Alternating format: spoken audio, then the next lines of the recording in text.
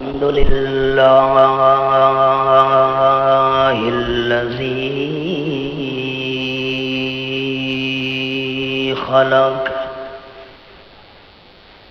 الذي خلق الموت والحياة ليبلوكم أيكم أحسن عملا والصلاة والسلام على سيد الرسل وخاتم الأنبياء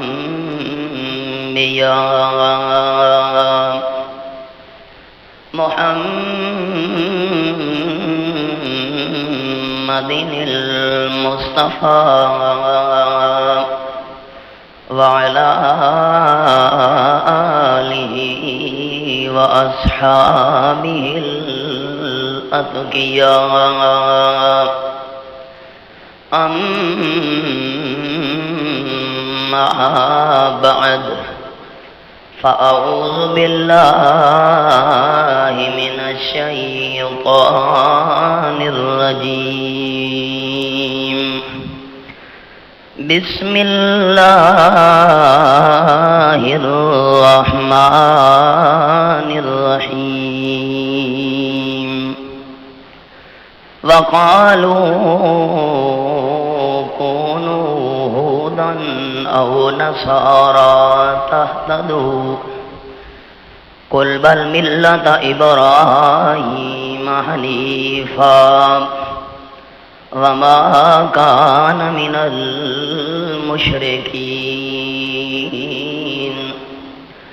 سبحان ربك رب العزة عما يصفون وسلام على المرسلين والحمد لله رب العالمين إن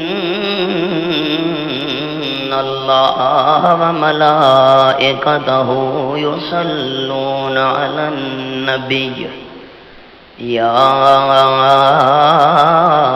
أيها الذين آمنوا صلوا عليه وسلموا تسليما اللهم صل على محمد وعلى آل محمد كما صليت على إبراهيم وعلى آل إبراهيم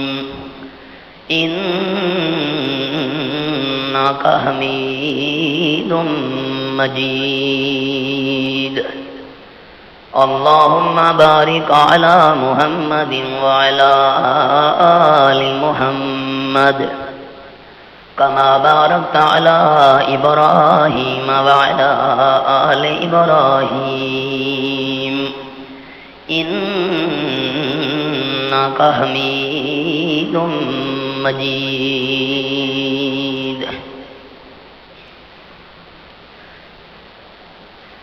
انتہائی قابل احترام معزز سامعین، دین کے ساتھ نسبت اور تعلق رکھنے والے ہر انسان کی یہ تمنا ہوتی ہے کہ مجھے جنت نصیب ہو جائے اور میں جہنم سے بچ جاؤں۔ اگر کوئی انسان آپ کو رب العالمین کا فرما بردار نظر آ رہا ہے تو اللہ کی فرما برداری کرنے کا مقصد ہی اس کا یہی ہے کہ مجھے جنت مل جائے، اور اگر کوئی ظاہری طور پر رب العالمین کا آپ کو نافرمان نظر آ رہا ہے، اگر اس انسان سے پوچھئے تو باوجود اللہ کا نافرمان ہونے کے وہ بھی جنت کا خواہش مند نظر آئے گا۔ ایک آدمی عقیدتاً موحد ہے، توحید قبول کرنے کا راز ہی یہی ہے کہ میں جہنم سے بچ جاؤں، مجھے جنت مل جائے۔ اور جو انسان صراط توحید پر نہیں آیا، توحید کے راستے پر نہیں آیا، توحید کے راستے پر نہیں چلا، باوجود توحید کے راستے پر نہ چلنے کے اس کے دل کے اندر بھی خواہش یہی ہے مجھے جنت مل جائے۔ یہ تو میں بات کر رہا ہوں ان لوگوں کی جو کلمہ پڑھ رہے ہیں۔ اب میں ذرا آپ کو اس دور میں لے چلوں جہاں امام الانبیاء صلی اللہ علیہ وسلم نے سب سے پہلے اعلان توحید شروع کیا۔ رحمت عالم صلی اللہ علیہ وسلم کے مقابلے میں جو 3 گروہ قرآن مجید نے بہت بڑے بیان کیے ہیں، ایک یہود، دوسرے نصارہ، تیسرے امام الانبیاء صلی اللہ علیہ وسلم کی اپنی برادری والے اہل مکہ، ان 3 گروہوں کا قرآن پاک بار بار بہت زیادہ تذکرہ کرتا ہے۔ اور یہ بات بھی آپ احباب یاد رکھیے گا کہ قیامت تک جتنی جماعتوں نے دنیا کے اندر پیدا ہونا ہے، ان کے عقائد اور اعمال کو دیکھا جائے گا ان جماعتوں کی روشنی میں جو جماعتیں اللہ کے قرآن نے بیان کی ہیں۔ جو احکام ان جماعتوں کے ہوں گے وہی احکام قیامت تک آنے والی جماعتوں کے ہوں گے۔ یہ ایک الگ موضوع ہے، اب یہ میرا چونکہ ٹاپک نہیں۔ یہود کا دعویٰ یہ تھا جنت ہماری ہے، عیسائیوں کا دعویٰ یہ تھا جنت کے مستحق ہم ہیں، اور ان دونوں کے مقابلے میں اہل مکہ کا دعویٰ یہ تھا کہ اصل جنت ملے گی تو ہمیں ملے گی، ہم حضرت ابراہیم علیہ الصلوۃ والسلام سے نسبت رکھنے والے ہیں۔ اور احباب آپ یہ سوچئے کہ اگر آپ کا یہ دعویٰ ہے کہ ہم جنتی ہیں تو ہم دوسروں کو بھی اس بات کی دعوت دیں گے کہ نہیں؟ لازمی دیں گے۔ جب ہم جنت والے راستے پر چل رہے ہیں تو آپ بھی ہمارے راستے پر آ جائیں تاکہ آپ کو بھی جنت مل جائے۔ یہودیوں نے کہا جنت ہماری ہے، عیسائیوں نے کہا جنت ہماری ہے، اور وفد بنا کر رحمت عالم صلی اللہ علیہ وسلم کی خدمت میں آ گئے۔ یہودیوں کا وفد آ گیا اور آپ کو دعوت دی صلی اللہ علیہ وسلم، اللہ کے محبوب آپ یہودی بن جائیں۔ اللہ یعص باللہ، میں اپنی طرف سے نہیں کہہ رہا، قرآن پاک کا اعلان ہے، قرآن کی ترجمانی کر رہا ہوں۔ عیسائیوں کو پتہ چلا کہ یہودیوں کا ایک وفد گیا ہے یتیم مکہ صلی اللہ علیہ وسلم کو دعوت دینے کے لیے کہ آپ یہودیت والے مذہب پر آ جائیں۔ عیسائی بھی پہنچ گئے، کہنے لگے آمنہ کے لال صلی اللہ علیہ وسلم آپ ہمارے راستے پر آ جائیں، نصرانیت اختیار کر لیں، عیسائی بن جائیں۔ اچھا یہودیوں یہ بتاؤ میں یہودی کیوں بن جاؤں، عیسائیوں یہ بتاؤ میں عیسائی کیوں بن جاؤں؟ یہودی کہنے لگے جنت ہماری ہے، عیسائی کہنے لگے جنت ہماری ہے۔ آمنہ کے لال اگر جنت جانا ہے تو آپ کو یہودیت اختیار کرنی پڑے گی۔ عیسائیوں نے کہا نا اگر جنت کے خواہش مند ہو تو عیسائیت اختیار کرنی پڑے گی۔ ان دونوں نے دعوت دینا شروع کر دی، اگر جنت چاہتے ہو تو یہودی یا عیسائی یہ بننا پڑے گا۔ اور مکے والوں نے کہا ہمارے مذہب پر آ جاؤ، یہ کیا آپ نے نیا مذہب نکالا باپ دادا کے دین سے ہٹ کر؟ اگر جنت چاہتے ہو ہم مکہ والوں کے مذہب پر آنا پڑے گا۔ انہوں نے امام الانبیاء صلی اللہ علیہ وسلم کو دعوت دینا شروع کر دی، اور رب العالمین کے قرآن کا انداز سنیے۔ مالک کائنات نے فرمایا میرے محبوب جنت اسے ملے گی جس کے پاس ہدایت موجود ہو۔ یہ میرے بیان کی بنیاد ہے جملہ، آپ احباب اس پر غور کریں گے تو اگلی بات آسانی سے سمجھا سکوں گا۔ جنت اسے ملے گی جس کے پاس ہدایت موجود ہو، جس کے پاس ہدایت موجود نہیں ہے اسے کبھی بھی جنت نصیب ہو سکتی نہیں۔ یہ یہودی آپ کو دعوت دینے آئے ہیں کہ جنت حاصل کرنی ہے، یہودی بن جاؤ۔ جنت تو تب ملے کہ یہودیوں کے پاس ہدایت ہو۔ عیسائی کہتے ہیں جنت اگر حاصل کرنی ہے عیسائی بن جاؤ۔ جنت تو تب ملے عیسائیوں کو کہ ان کے پاس ہدایت ہو۔ مکے والے کہتے ہیں ہمارے مذہب پہ آ جاؤ جنت حاصل ہو جائے گی۔ جنت تو تب ملے کہ ان کے پاس ہدایت ہو۔ جب ہدایت نہ یہودیوں کے پاس، جب ہدایت نہ عیسائیوں کے پاس، نہ ہدایت مشرکین مکہ کے پاس، میرے پیغمبر جب تک ہدایت نہ ملے جنت نہیں ملتی۔ جنت حاصل کرنی ہے ہدایت حاصل کرنی پڑے گی۔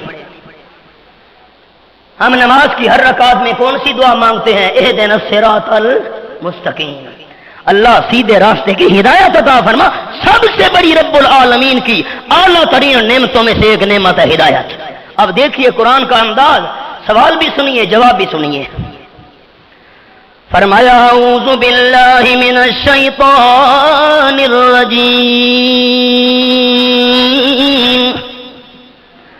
بسم اللہ الرحمن الرحیم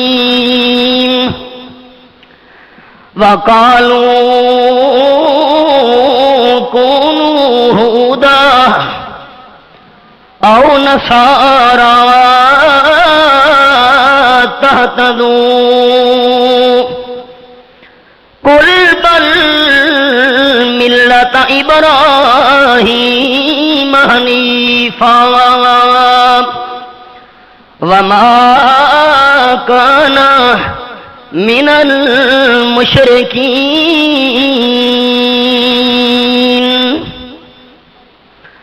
آیت نمبر 135 سورۃ البقرہ، پہلا پارہ میرے سامنے۔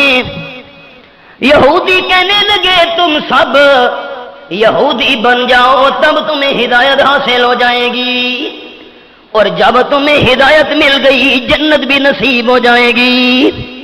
عیسائی کہنے لگے نہیں نہیں، او نصارا، تم سارے کے سارے عیسائی بن جاؤ تب تمہیں ہدایت نصیب ہوگی، اور جب ہدایت مل گئی تو جنت ملنا بھی آسان ہو جائے گا۔ یہودی بھی ہدایت کی دعوت دینے والے، عیسائی بھی ہدایت کی دعوت دینے والے، اور ہدایت ملنے کے بعد جنت کی دعوت دینے والے۔ اللہ فرماتے ہیں نہیں نہیں، کل میرے محبوب صلی اللہ علیہ وسلم اعلان کیجئے، الٹا ہمیں یہودی عیسائی بننے کی دعوت دینے والوں، ہم یہودی بننے کے لیے تیار کوئی نہیں، عیسائی بننے کے لیے تیار کوئی نہیں۔ ہم کیا کریں گے؟ بل ملت ابراہیم،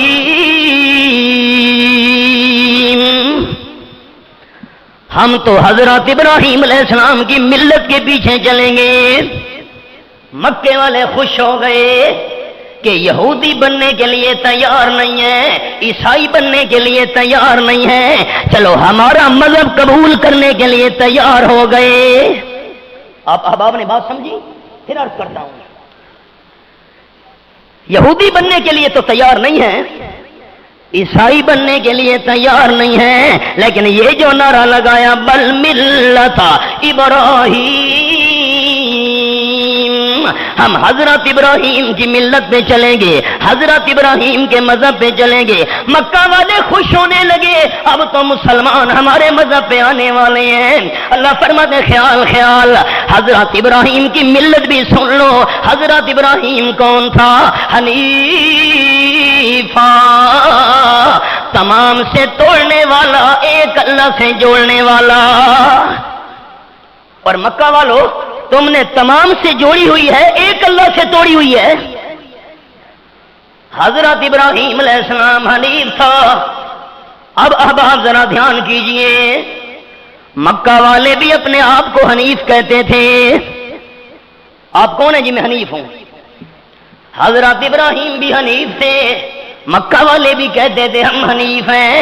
اللہ کریم نے قرآن پاک کے اندر اکثر یوں فرمایا، جہاں بھی حضرت ابراہیم علیہ السلام کا ذکر آئے اور اللہ فرماتے حضرت ابراہیم حنیف تھے، اب مکے والوں کو موقع مل رہا تھا، وہ بھی کہنے لگے ہم بھی حنیف ہیں۔ حضرت ابراہیم علیہ السلام بھی حنیف تھا۔ اللہ نے آگے قرآن میں وضاحت کی، فرمایا وما کان من المشرکین، حضرت ابراہیم حنیف تھا لیکن مشرکین میں سے نہیں تھا، شرک کرنے والوں میں سے نہیں تھا۔ مکہ والوں، تم کیسے حنیف ہو؟ اپنے آپ کو حنیف بھی کہتے ہو، شرک بھی اللہ کے ساتھ کر رہے ہو، تم کیسے حنیف ہو سکتے ہو؟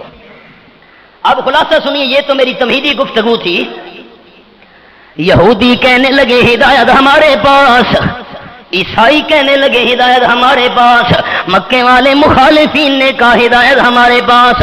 اللہ فرماتے ہیں نہیں نہیں، اے یہودیوں عیسائیوں، اگر تمہیں ہدایت کی ضرورت ہے، ہدایت تمہارے پاس نہیں ہے، الٹا میرے محبوب کو دعوت دے رہے ہو یہودی عیسائی بننے کی، آؤ میں اللہ کریم قانون بیان کروں، اگر جنت حاصل کرنی ہے ہدایت حاصل کرنی پڑے گی۔ اللہ ہدایت کہاں سے ملے گی؟ احباب نے میرا سوال سمجھا؟ آپ سوال پہ غور کریں گے تو جواب سمجھانا آسان ہو جائے گا۔ جنت اسے ملے گی جس کے پاس، جو میرے مستقل سامعین ہیں، جس کے پاس ہدایت موجود ہو۔ یہودی کہتے ہیں ہدایت ہمارے پاس، عیسائی کہتے ہیں ہدایت ہمارے پاس، اللہ فرماتے ہیں نہیں نہیں، ہدایت کس کے پاس ہے؟ فَإِنْ آمَنُوا بِمِثْلِ مَا آمَنْتُمْ بِهِ فَقَدْ اهْتَدَوْا، اگر ہدایت حاصل کرنی ہے تو میرے محبوب کے صحابہ کی جوتیوں میں آنا پڑے گا۔ فَإِنْ آمَنُوا بِمِثْلِ مَا آمَنْتُمْ بِهِ فَقَدْ اهْتَدَوْا، راہ ملتی ہے شب کو تاروں سے، راہ ملتی ہے شب کو تاروں سے، اور ہدایت نبی کے یاروں سے۔ اللہ اللہ، اگر یہودی اور عیسائی ویسے ایمان لے آئے جیسے امام الانبیاء کے غلام ایمان لائے ہیں، ان چیزوں کو مان لیں جن چیزوں کو امام الانبیاء کے صحابہ نے مان لیا، تو پھر فقد اہتدوا، یہودی عیسائی بھی ہدایت پا جائیں گے۔ اللہ نے ہدایت بند کر دی، امام الانبیاء صلی اللہ علیہ وسلم کے غلاموں کا معیار بنا کر آپ صلی اللہ علیہ وسلم کے غلام امت کے امام ہیں۔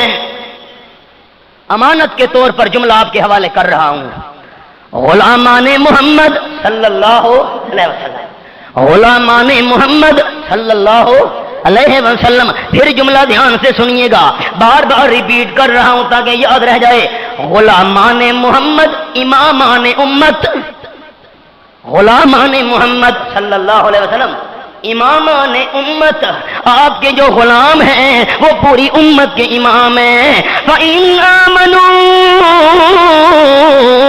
بِمِثْلِ مَا آمَنْتُمْ بِهِ فَقَدْ اهْتَدَوْا، رب العالمین نے ہدایت حاصل کرنے کے لیے صحابہ کرام کے ایمان کو معیار بنایا۔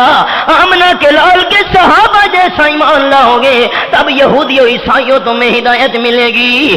اور اگر فَإِن تَوَلَّوْا، اگر یہودی بھی منہ موڑ لیں، ہم صحابہ کی جوتیوں میں نہیں آنا چاہتے، عیسائی بھی انکار کر دیں، امام الانبیاء کے غلاموں کی جوتیاں نہیں اٹھانا چاہتے، فَإِنَّمَا ہم فی شقاق، میرے پیغمبر آپ حیران نہ ہونا، یہودی کہتے ہیں ہم صحابہ کی مخالفت کرتے رہیں گے، عیسائی کہنے لگے آمنہ کے لال کے غلاموں سے دشمنی کرتے رہیں گے، تو میرے محبوب حیران نہ ہونا، یہودی عیسائی نری دشمنی اور مخالفت میں کھڑے ہیں، ان کو سانپ سمجھو، سانپ کا کام ڈسنا ہے۔ یہ ڈنگ مرے دے راسن یہودی عیسائی، اگر آپ کے غلاموں کی جوتیاں نہیں اٹھانا چاہتے میں اللہ ان کو ہدایت بھی عطا نہیں کروں گا۔ ان کے پاس ہدایت کہاں سے آ گئی؟ ہدایت کا معیار میں اللہ کریم نے بنایا صحابہ کرام کے ایمان کو۔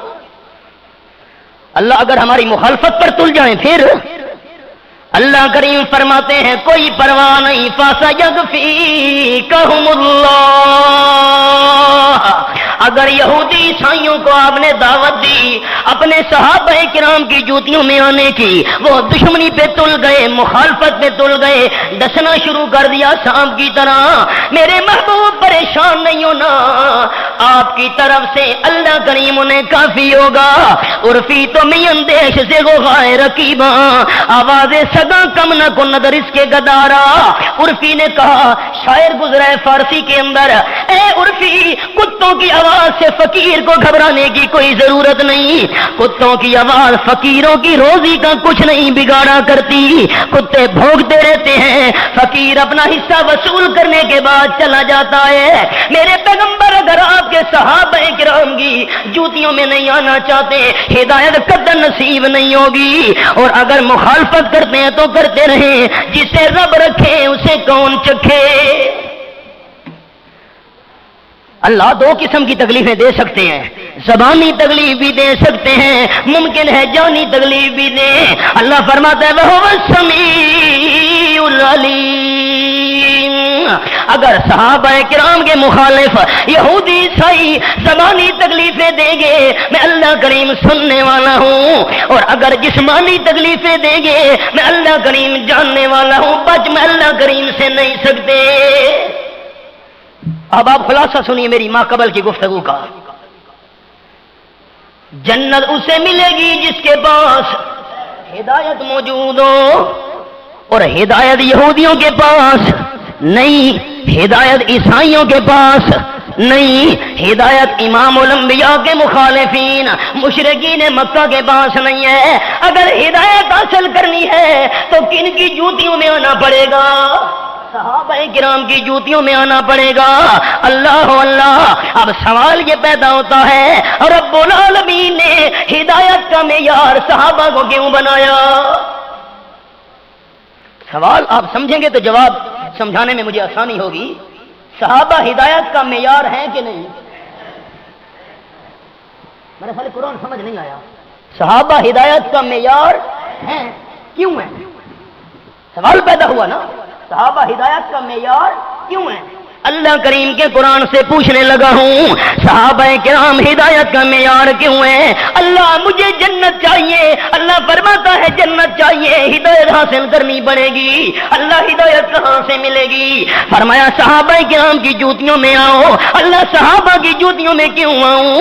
رب العالمین نے منظر بیان فرمایا، سورت کا نام سورت توبہ۔ صحابہ اس لیے ایمان کا معیار ہے، اس لیے ہدایت کا معیار ہے۔ اللہ فرماتا ہے ان اللہ اشترى من المؤمنین انفسهم واموالهم بان لهم الجنہ۔ آیت نمبر 111 سورۃ توبہ 11واں پارہ۔ جن صحابہ کرام نے اپنی جانوں کو بیچ ڈالا، مالوں کو بیچ ڈالا رب العالمین کی رضا حاصل کرنے کے لیے، جنہوں نے جان قربان کی، مال قربان کیے، نعرہ لگایا جو جان مانگو تو جان حاضر، جو مال مانگو تو مال دیں گے، جو جان مانگو تو جان حاضر، جو مال مانگو تو مال دیں گے، مگر یہ ہم سے نہ ہو سکے گا کہ محمد کا جاہو جلال دیں گے۔ جنہوں نے سب کچھ قربان کر دیا، میں اللہ کریم نے ان کو ہدایت کا معیار بنا دیا۔ اور کیسے قربان کیا؟ اللہ فرماتے ہیں میں نے سودا کر لیا ایمانداروں سے۔ اللہ کریم کس چیز کا سودا کیا؟ اللہ فرماتے انفسہم، جانوں کا بھی سودا کر لیا، اموالہم، مالوں کا بھی سودا کر لیا۔ اچھا پروردگار قیمت کیا لگائی ہے تو نے؟ صحابہ کی جانوں کی قیمت کیا ہے؟ صحابہ کے مال کی قیمت کیا ہے؟ اللہ فرماتے ہیں بِأَنَّ لَهُمُ الْجَنَّةَ، جانوں کا بھی سودا، مال کا بھی سودا۔ امام الانبیاء صلی اللہ علیہ وسلم نے بیت اللہ شریف کی چھاؤں میں کھڑے ہو کر برادری کے سامنے آواز لگائی، فرمانے لگے یا ایھا الناس۔ کیا کیا باتیں آپ کو سناؤں۔ حضرت علی رضی اللہ تعالیٰ عنہ کا دور خلافت ہے، اپنے سامنے لوگوں کو جمع کیا اور خطبہ ارشاد فرمانے لگے۔ حضرت علی کرم اللہ وجہہ نے فرمایا اے میرے ساتھیوں، یہ بتاؤ تمام صحابہ کرام میں سے سب سے زیادہ بہادر کون ہے؟ سامعین بول پڑے حضرت آپ سے بڑا بہادر کون ہو سکتا ہے؟ حضرت علی حیدر کرار نے فرمایا نہیں نہیں، صدیق اکبر رضی اللہ تعالیٰ عنہ تمام صحابہ کرام میں سے زیادہ بہادر تھے۔ لوگ سننے والے حیران رہ گئے کہ صدیق اکبر رضی اللہ تعالیٰ عنہ کیسے بہادر تھے۔ حضرت علی شیر خدا نے فرمایا ایک غزوے کے موقع پر رحمت عالم صلی اللہ علیہ وسلم نے اعلان کیا آج میرے خیمے کا پہرا کون دے گا؟ حضرت علی فرماتے ہیں اس لشکر میں بھی موجود تھا، میرے سمیت تمام صحابہ کرام خاموش رہ گئے۔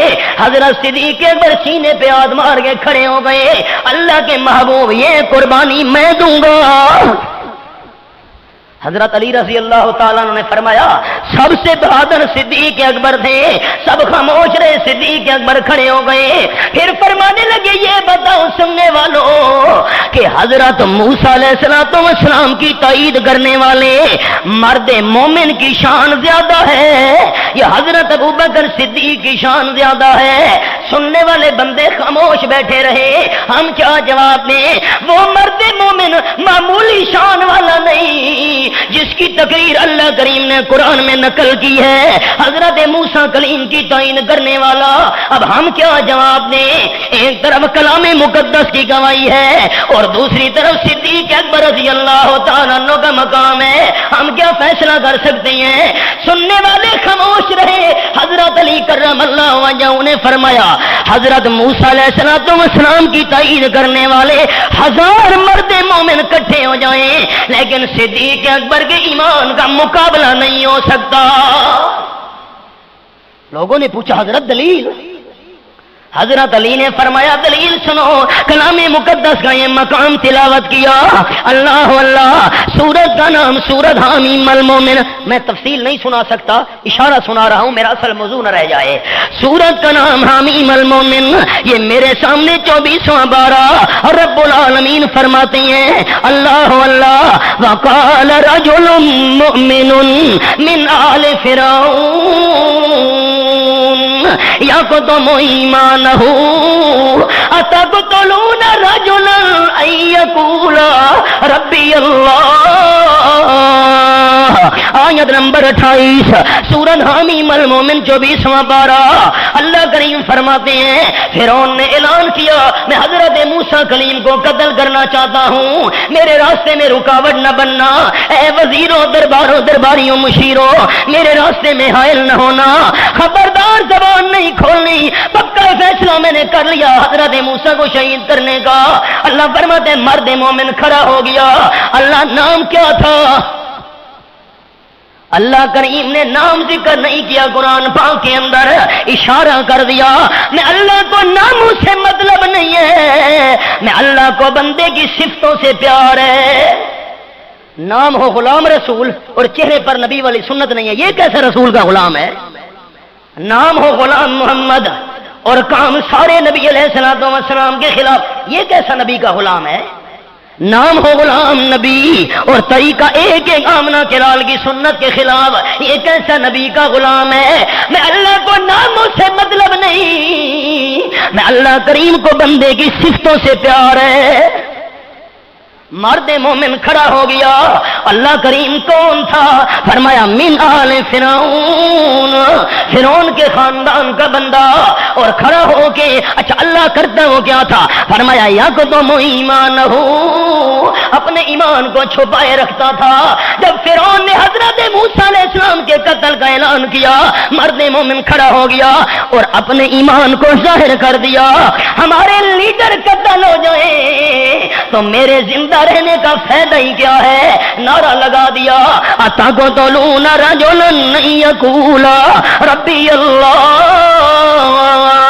اے فرعون ظالم، اے وزیروں مشیروں، تم شہید کرنا چاہتے ہو اس حضرت موسیٰ کلیم کو، کوئی کاروبار کا جھگڑا نہیں ہے، زمین اور جائیداد کا اختلاف نہیں ہے۔ نعرہ لگایا حضرت موسیٰ علیہ السلام نے کہ ربی اللہ، میرا داتا صرف کون ہے؟ ایمان کے جذبے کے ساتھ جواب آنا چاہیے نا جی، اللہ رحمت کرے گا۔ اور فرشتے بھی نوٹ کر رہے ہیں، کیا پتا آپ میرا سوال اور آپ کا جواب دن قیامت کے نجات کا ذریعہ بن جائے۔ داتا صرف کون ہے؟ میری تسلی نہیں ہو رہی، داتا صرف کون ہے؟ رب العالمین کے بغیر کوئی بھی داتا نہیں۔ اللہ اللہ، حضرت علی رضی اللہ تعالیٰ عنہ نے فرمایا مرد مومن نے اپنے ایمان کو چھپایا ہوا تھا، فرعون نے قتل کا اعلان کیا تب اس نے ایمان کو ظاہر کیا، لیکن حضرت صدیق اکبر رضی اللہ تعالیٰ عنہ نے ایک لمحے کے لیے بھی اپنا ایمان چھپایا نہیں۔ پھر حضرت علی روئے، اتنا روئے، سننے والے بیان کرتے ہیں کہ داڑھی تر بتر ہو گئی آنسوؤں سے، اور داڑھی سے آنسو بہ بہ کر چادر کو بھی گیلا کرنے لگے، چادر بھی آنسو سے تر بتر، داڑھی بھی تر بتر۔ حضرت صدیق اکبر کی تکلیف یاد آ گئی، حضرت علی رضی اللہ تعالیٰ عنہ کو فرمانے لگے سننے والے سامعین سنو، امام الانبیاء اعلان فرما رہے ہیں بیت اللہ شریف کے سائے میں، یا ایھا الناس قولوا لا الہ الا اللہ تفلحوا، اللہ ہی الہ ہے اور کوئی الہ نہیں۔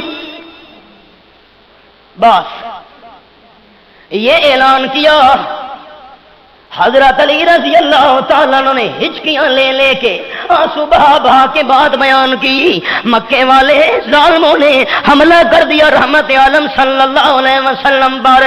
حضرت صدیق اکبر کو کسی نے خبر دی آپ کے محبوب کے ساتھ ظلم کیا جا رہا ہے، میں تفصیل نہیں سنا سکتا اصل بات میں رہ نہ جائے، اشارہ عرض کر رہا ہوں۔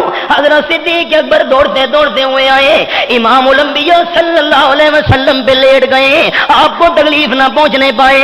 مکہ والوں نے امام الانبیاء صلی اللہ علیہ وسلم کو چھوڑ دیا، حضرت صدیق پہ حملہ کر دیا، اور ایک ظالم نے پیٹ کے اوپر کھڑے ہو کے کودنا شروع کر دیا اور پاؤں سے ٹھوکریں لگائی صدیق اکبر کے چہرے کو، چہرہ بھی سوج گیا۔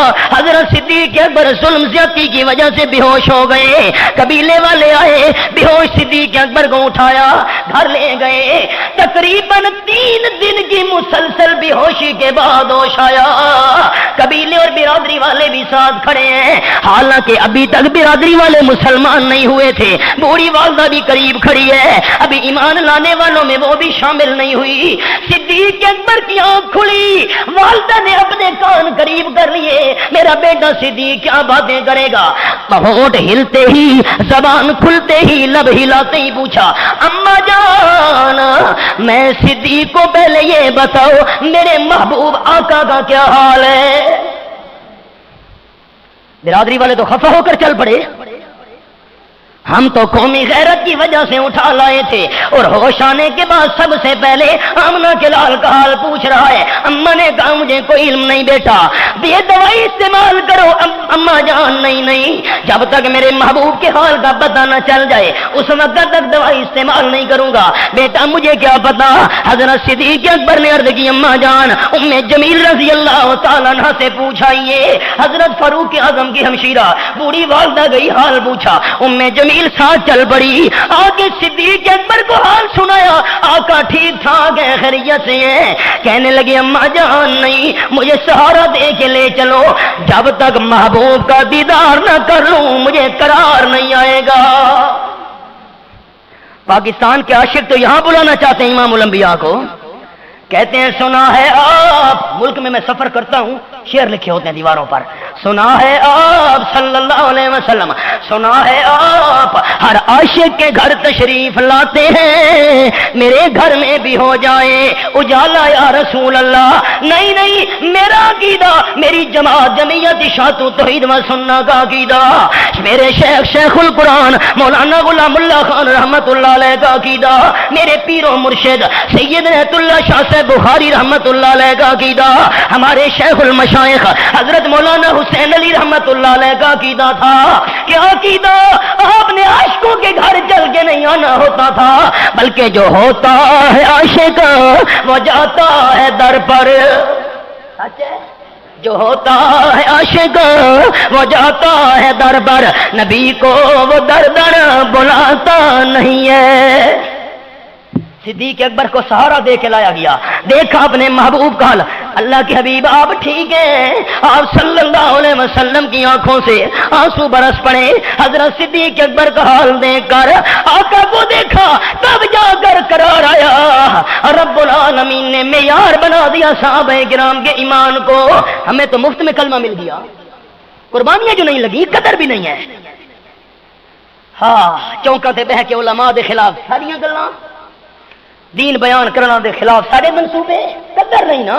قدرے زر زر در بداند, قدرے جوہر جوہری, قدرے گل بل بل شناسد, قدرے گوہر گوہری. گل دی قدر بل بل تو پوچھا, جوہر نو جانے جوہری. ایمان کی قدر صدیق سے پوچھتے. ہاں خدا کی راہ میں کیا کیا دکھ اٹھائے ہیں صحابہ نے, خدا کی راہ میں کیا کیا دکھ اٹھائے ہیں صحابہ نے. محبت میں نبی کی سر کٹائے ہیں صحابہ نے. خوشی کے ساتھ رقص کرتے تھے وہ تلواروں کی دھاروں پر, خوشی سے رقص کرتے تھے وہ تلواروں کی دھاروں پر. لہو شہرگ کا دے کر گل کھلائے ہیں صحابہ نے. صحابہ ہی نے بخشی ہیں نعمتیں قرآن و سنت کی, ہمیں جینے کے گر سب سکھائے ہیں صحابہ نے. اللہ نے صحابہ کے ایمان کو معیار بنا دیا. ہدایت حاصل کرنی ہے میرے محبوب کے غلاموں کی جوتیوں میں آنا پڑے گا. ان آمنوا بمثل ما آمنتم بہ فقد اہتدوا. اور صحابہ کو اللہ کریم نے ہدایت کا معیار کیوں بنایا؟ انہوں نے جانیں بھی حاضر کر دی, مال بھی حاضر کر دیا. اللہ نے بدلہ یہ دیا, ان کو اللہ کریم نے ہدایت کا معیار آنے والی قیامت کی امت تک کے لیے بنا دیا. بڑی تفصیل چاہیے, میں آپ کو چند آیات سناتا ہوں, ایمان تازہ ہو جائے. سورت کا نام سورت توبہ, اور رب العالمین کی لارب صحابہ ایمان کا معیار کیوں ہے, موضوع یہ عرض کر رہا ہوں. سورت کا نام سورت توبہ, یہ میرے سامنے 11واں پارہ کھلا ہوا ہے, آیت کا نمبر پورا 100. فرمایا والسابقون الاولون من المہاجرین والانصار والذین اتبعوهم بإحسان رضی اللہ عنہم ورضوا عنہ وأعد لهم جنات تجری تحتها الانہار خالدین فیہا ابدا ذالک الفوز العظیم. صحابہ کو ہدایت کا اللہ نے کیوں معیار بنایا؟ پہلا نمبر لینے والے, دوڑ دوڑ کے آنے والے. اللہ کون ہے پہلا نمبر لینے والے؟ اللہ فرماتے من المہاجرین. مہاجر کا معنی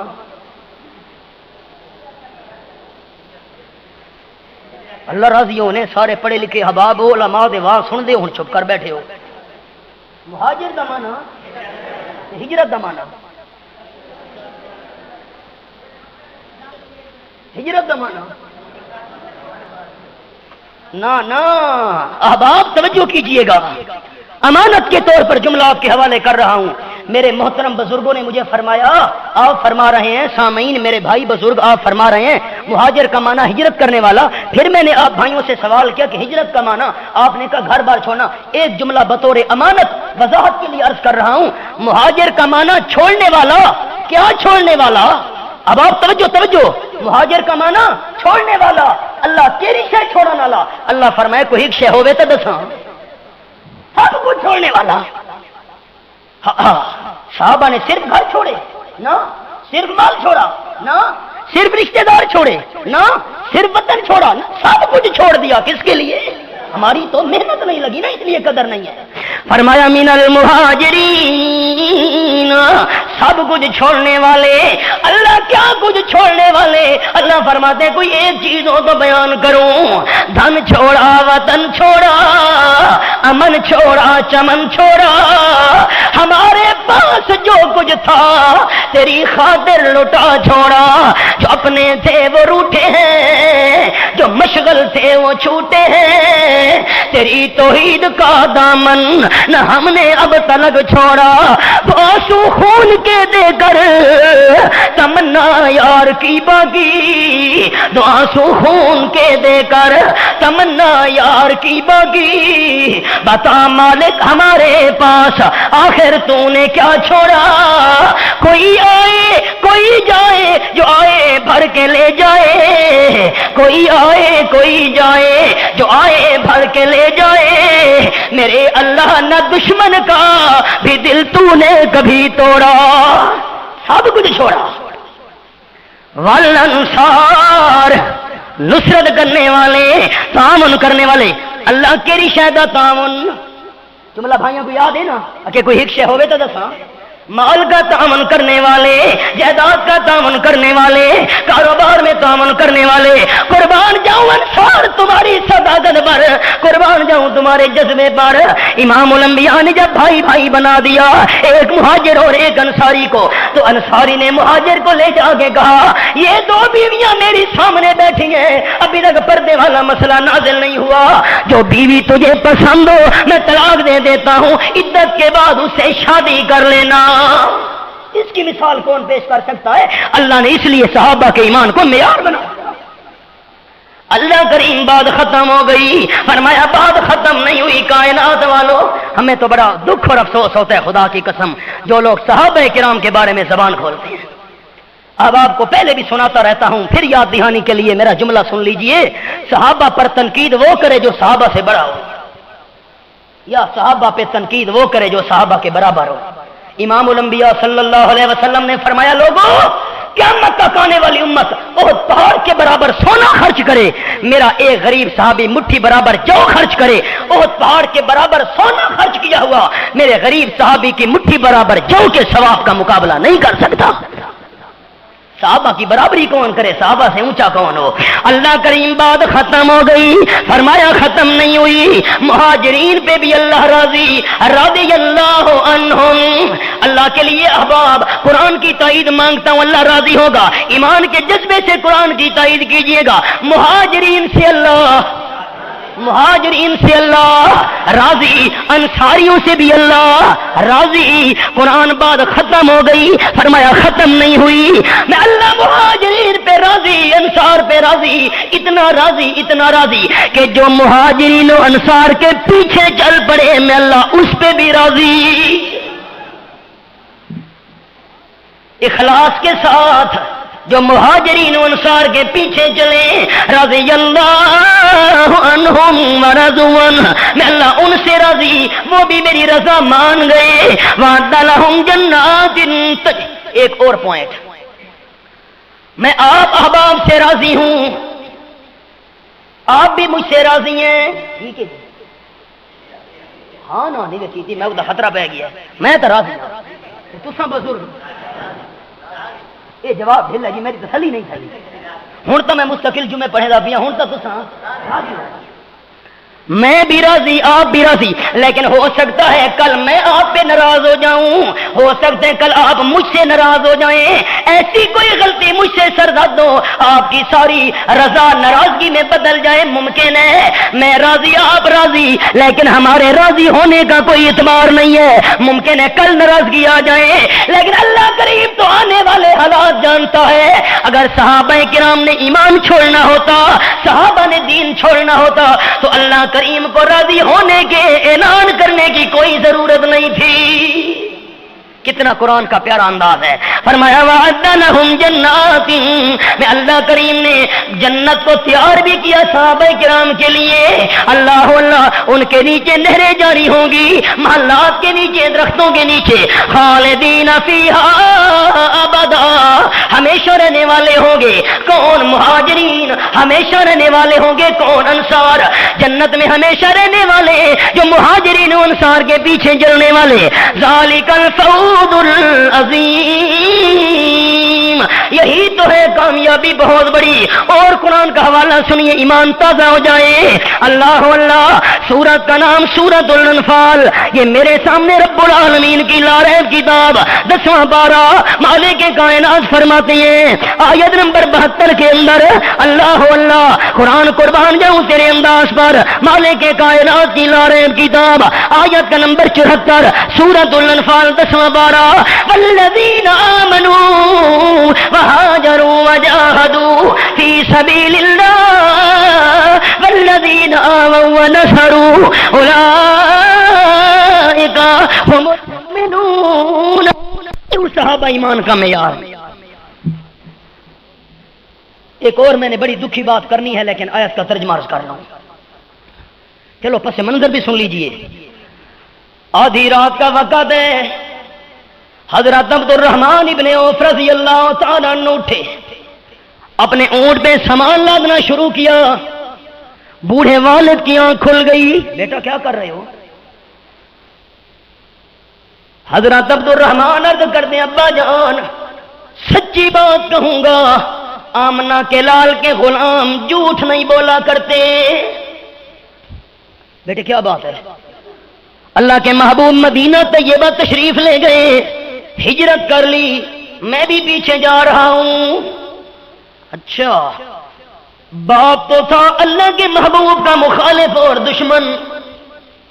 کہا بیٹے خبردار، میں سامان ساتھ نہیں لے جانے دوں گا، یہاں رکھ دیا۔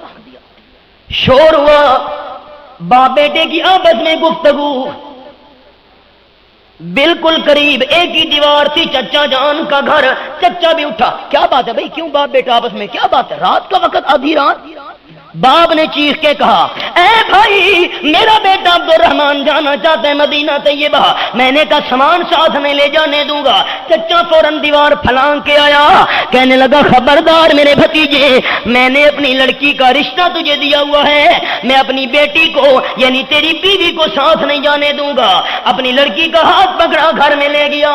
حضرت عبد الرحمن کے بھائی جاگ پڑے، ابا جان کیا بات ہے؟ بھائی سے کیا باتیں ہو رہی ہیں؟ بیٹو تم خواب غفلت میں مزے میں سو رہے ہو اور عبد الرحمن جانا چاہتا ہے۔ بھائیوں کو غصہ آیا، کہنے لگے عبد الرحمن یہ جو آپ کے بچے ہیں ہمارے بھتیجے، یہ ہمارا خون ہے، ہم قدم ساتھ نہیں جانے دیں گے۔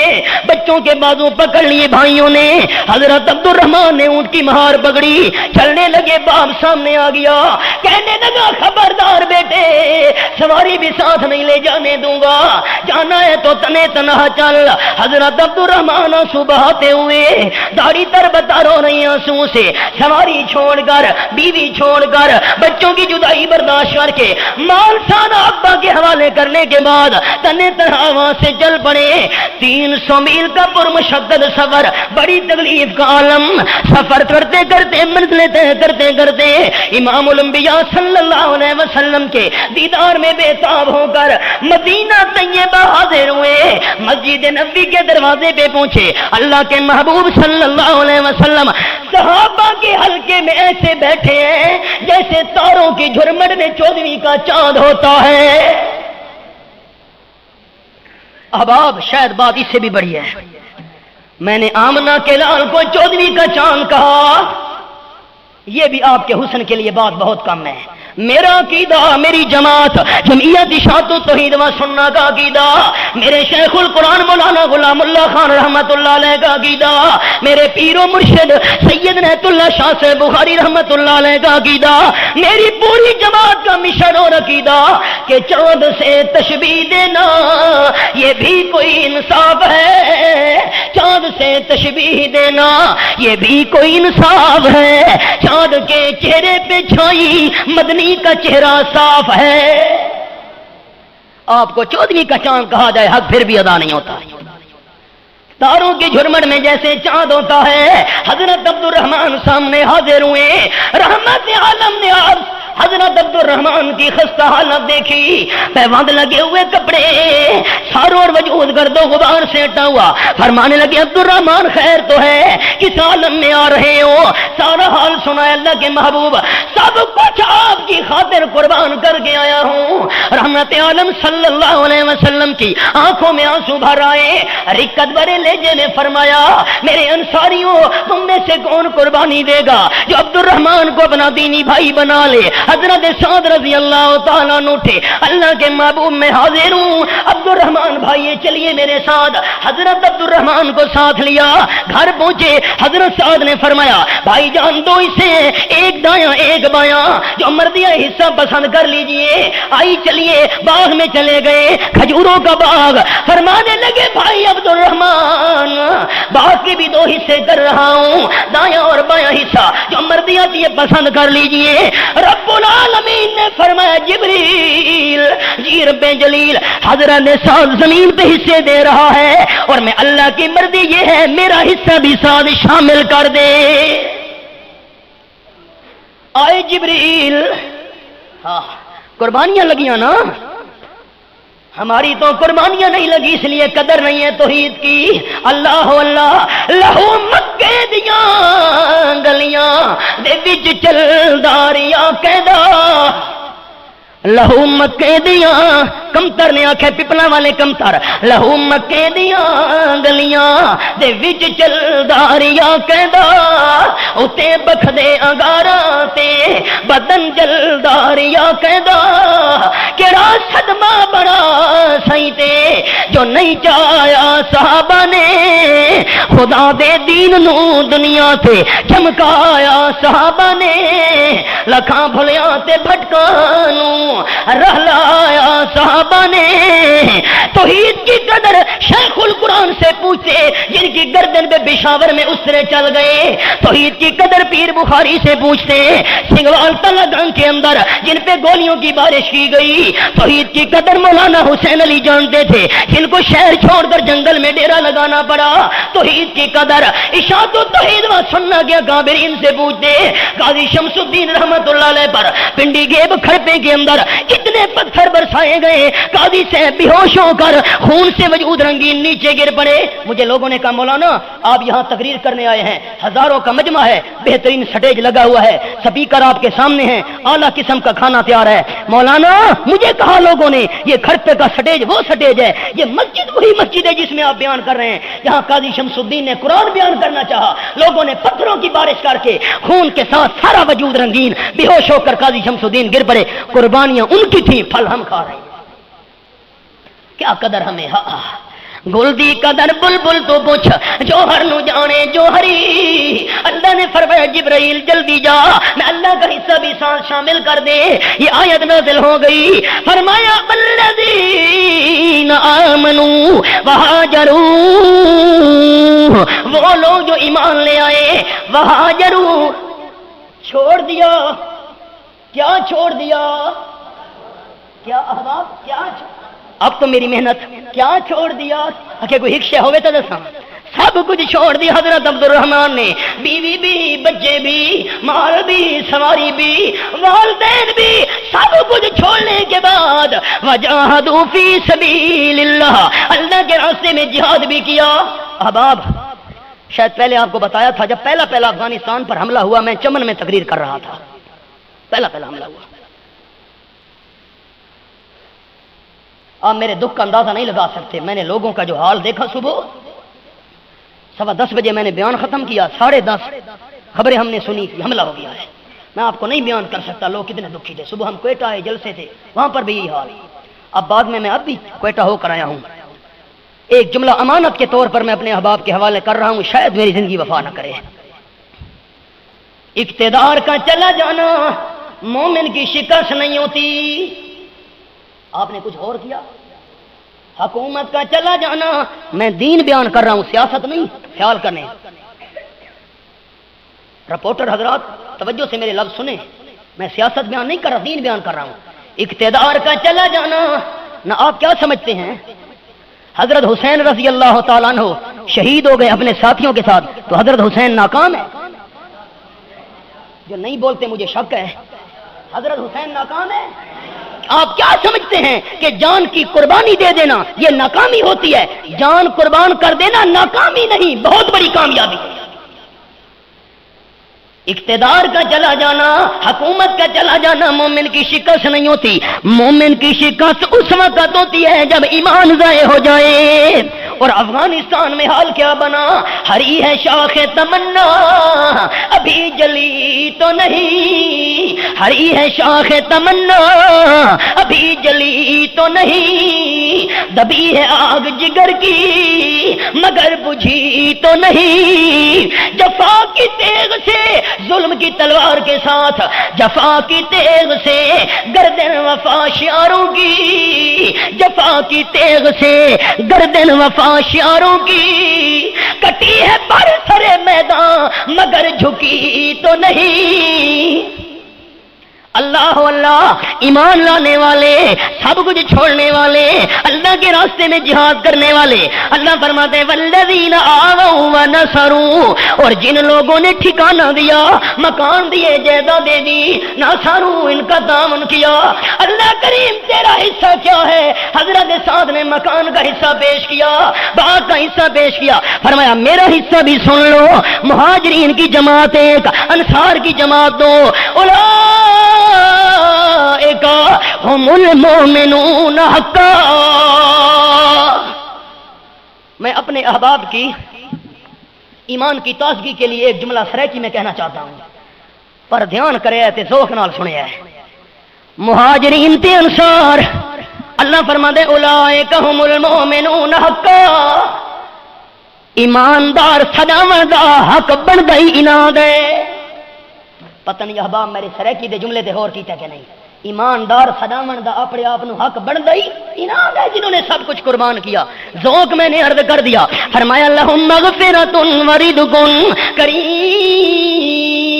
اللہ صحابہ کرام سے کوئی کمی بیشی ہو جائے، ہو سکتا ہے بعد میں آنے والا کوئی بندہ انگلی اٹھائے، بعد میں آنے والا اعتراض کرے کہ فلاں صحابی سے فلاں کمی بیشی ہوئی تھی، اللہ فرماتے ہیں خبردار خبردار خبردار، اگر بحیثیت انسان ہونے کے کوئی کمی بیشی ان سے ہو گئی، کمی بیشی بعد میں ہوگی، میں اللہ بخشش کا اعلان پہلے کر رہا ہوں۔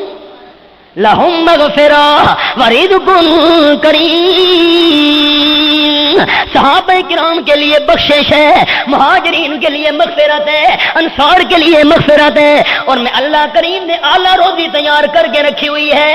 جنہوں نے سب کچھ قربان کر دیا، اللہ نے ان کو ایمان کا معیار بنا دیا۔ بڑا دکھ ہوتا ہے، دکھی بات بھی سنیے نا۔ اچھا، اللہ کے لیے قرآن کی تائید پہلے آپ سے سن لوں، اللہ راضی ہوگا، مجھ سے بھی اللہ راضی ہو، آپ سے بھی اللہ راضی ہو، اللہ رحمت کرے گا۔ صحابہ سے اللہ راضی یا ناراض؟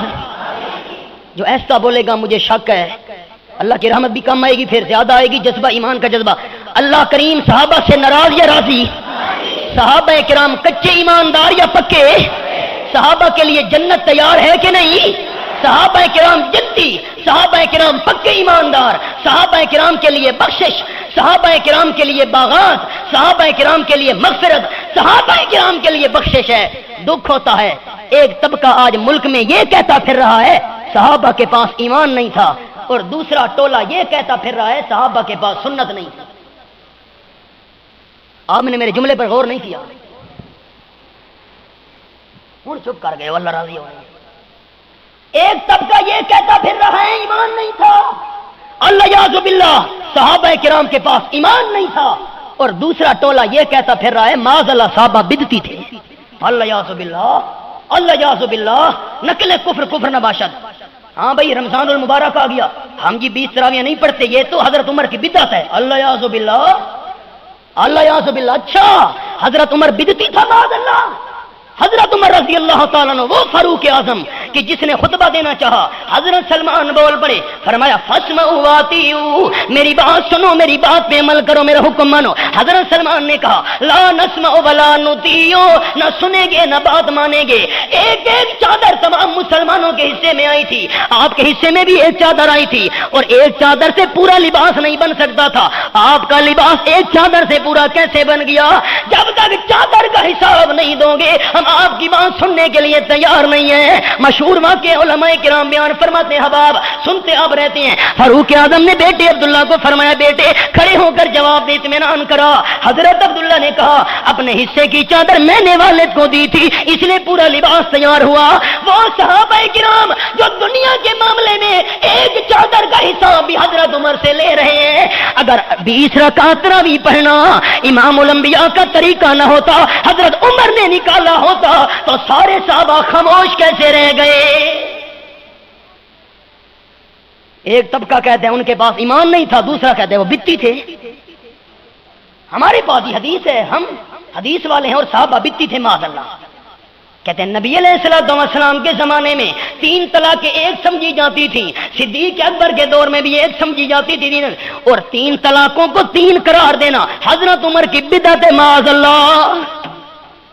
ایک طبقہ کہتا ہے ایمان نہیں تھا، دوسرا کہتا ہے بتی تھے معاذ اللہ۔ حضرت عمر نبی علیہ السلام کے خلاف ورزی کر رہا ہے اور سارے صحابہ خاموش رہ گئے۔ آپ اس بات کو مانتے ہیں؟ دل مانتا ہے کہ حضرت عمر نبی کی سنت کو تبدیل کرے؟ نبی کی سنت تو 8 رکعت تراویح پڑھنا اور حضرت عمر 20 شروع کرا دے۔ آپ کا کیا ایمان ہے حباب؟ اللہ کے لیے میں نے بھی قبر میں جانا ہے، آپ نے بھی خدا کو حساب دینا ہے۔ اگر نبی کی سنت ہوتی 8 رکعت تراویح اور حضرت عمر 20 رکعت شروع کرا دیتا، صحابہ چپ رہ سکتے تھے؟ اگر 3 طلاقیں ایک سمجھی جاتی تھی اور حضرت عمر نے 3 کو 3 قرار دیا تو آپ کا کیا خیال ہے نبی کی سنت کے خلاف صحابہ برداشت کر سکتے تھے؟ سوال ہی پیدا نہیں ہوتا۔ افسوس صحابہ کرام ہمارے لیے ایمان کا معیار ہیں، ہمارے لیے ہدایت کا معیار ہیں، اور جب تک انسان صحابہ کرام کی جوتیوں میں نہ آئے انسان کو ہدایت نصیب ہو سکتی نہیں۔ اللہ اللہ اللہ اللہ، انداز دیکھیے کلام مقدس کا۔ رب العالمین فرماتے ہیں سورۃ الحجرات کا ایک مقام، لیکن اللہ حبب الیکم الایمان وکرہ الیکم الکفر والفسوق والعصیان اولئک هم الراشدون۔ سورت کا نام سورۃ الحجرات، 26واں پارہ آیت نمبر 7، ولیکن اللہ حبب الیکم الایمان وزینہ فی قلوبکم۔ او کائنات والو، میں اللہ کریم نے صحابہ کے دلوں میں ایمان کا پیار ڈال دیا۔ صحابہ اور ایمان کو کوئی جدا نہیں کر سکتا۔ اگلا جملہ بزرگ دھیان نال سن ہے، فرمایا زینہ فی قلوبکم، میں اللہ نے صحابہ کے دلوں میں ایمان کو خوبصورت کر دیا۔ ایمان سجتا ہے بلال کے ساتھ اور بلال سجتا ہے ایمان کے ساتھ۔ کرہ الیکم الکفر والفسوق والعصیان، میں اللہ نے صحابہ کے دلوں میں کفر کی نفرت ڈال دی۔ کفر سے نفرت ہے، بڑے گناہوں سے نفرت ہے، چھوٹے گناہوں سے نفرت ہے۔ میں اللہ نے صحابہ کے دلوں میں امام الانبیاء کی مخالفت کی نفرت ڈال دی۔ میرے محبوب کی مخالفت کبھی نہیں کر سکتے۔ اللہ کریم کون ہے؟ صحابہ۔ فرمایا اولئک هم الراشدون، سیدھے راستے پہ چلنے والے صحابہ۔ ایک حوالہ اور سنیے پھر دعا کروں۔ اور رب العالمین کا قرآن اللہ فرماتے ہیں وَمَن يُشَاقِقِ الرَّسُولَ مِن بَعْدِ مَا تَبَيَّنَ لَهُ الْهُدَى وَيَتَّبِعْ غَيْرَ سَبِيلِ الْمُؤْمِنِينَ نُوَلِّهِ مَا تَوَلَّى وَنُصْلِهِ جَهَنَّمَ وَسَاءَتْ مَصِيرًا۔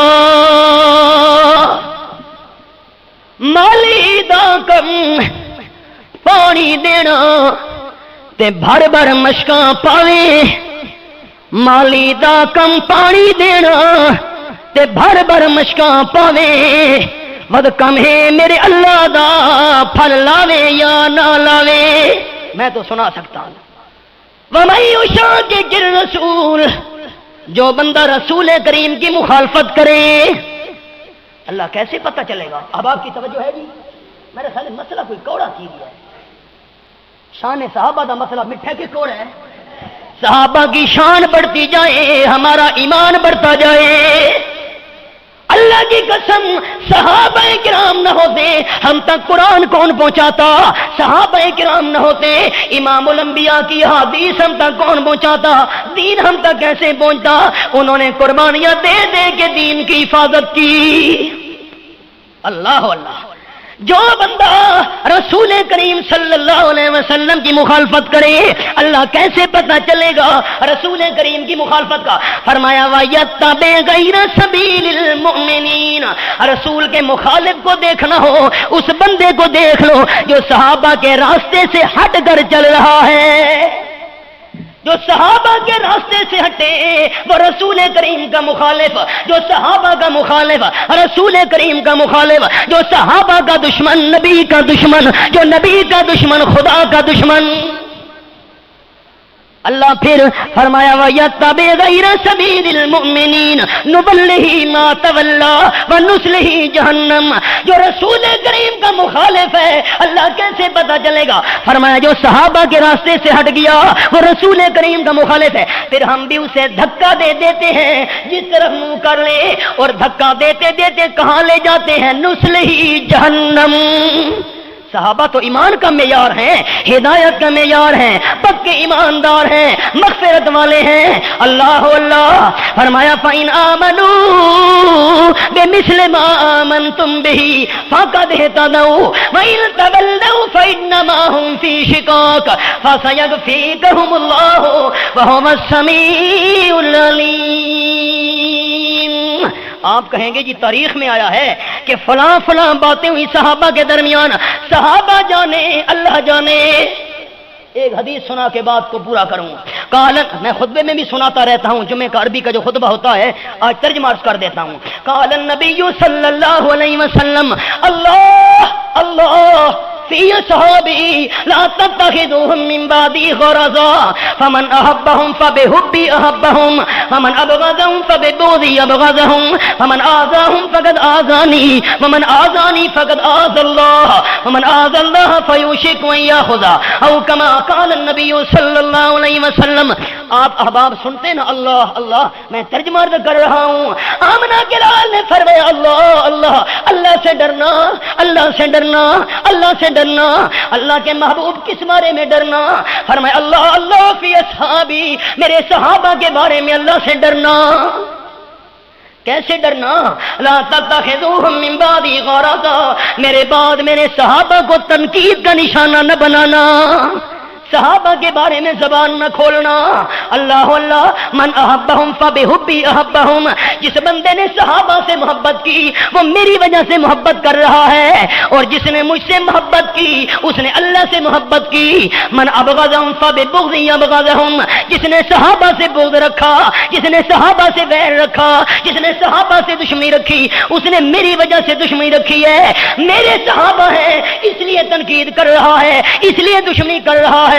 فرمایا من آذاہم فقد آذانی ومن آذانی فقد آذى اللہ، جس نے صحابہ کو تکلیف دی اس نے مجھے تکلیف دی، اور جس نے مجھے تکلیف دی وہ گویا اللہ کو تکلیف دے رہا ہے، اور جو اللہ کو تکلیف دے اللہ کی پکڑ سے بچ نہیں سکتا۔ اب آپ خلاصہ سن لیجئے، یہودی عیسائیوں نے دعوت دی آپ صلی اللہ علیہ وسلم کو، کہنے لگے یہودی بن جاؤ، اللہ یعوذ باللہ۔ امام الانبیاء کو عیسائیوں نے کہا آپ عیسائی بن جائیں آپ کو ہدایت مل جائے گی۔ اللہ کریم نے جواب نازل کیا، وہ کہنے لگے کونوا ھودا او نصارا تہتدوا، یہودی عیسائی بن جاؤ ہدایت مل جائے گی، ہدایت مل گئی تو جنت مل جائے گی۔ اللہ فرماتے میرے محبوب ان کو جواب دو ہدایت تمہارے پاس نہیں ہے یہودی و عیسائیوں، اگر ہدایت چاہتے ہو میرے محبوب کے غلاموں کی جوتیوں میں آنا پڑے گا، ہدایت تب ملے گی کیونکہ میں اللہ نے ان کو معیار ایمان بنا دیا۔ کیوں معیار ایمان بنائے؟ انہوں نے سب کچھ قربان کر دیا۔ اللہ کریم ہمیں صحابہ کرام کی محبت نصیب فرمائے۔ وما علینا الا البلاغ۔